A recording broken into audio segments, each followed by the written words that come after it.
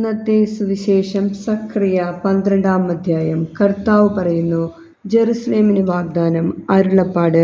ഇസ്രായേലിനെ കുറിച്ചുള്ള കർത്താവിൻ്റെ അരുളപ്പാട്.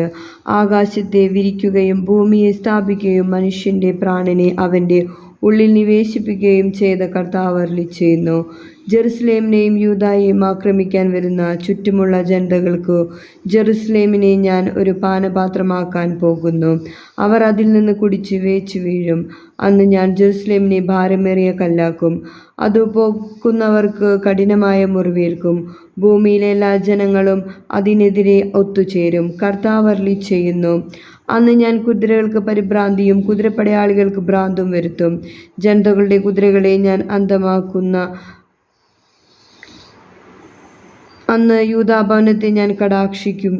യൂദായുടെ കുലങ്ങൾ പറയും, ജെറുസലേം നിവാസികൾക്ക് തങ്ങളുടെ ദൈവമായ സൈന്യങ്ങളുടെ കർത്താവിൽ നിന്ന് ശക്തി ലഭിക്കുന്നു. നമ്മുടെ കർത്താവായ യേശുമിശിഹായ്ക്ക് സ്തുതി.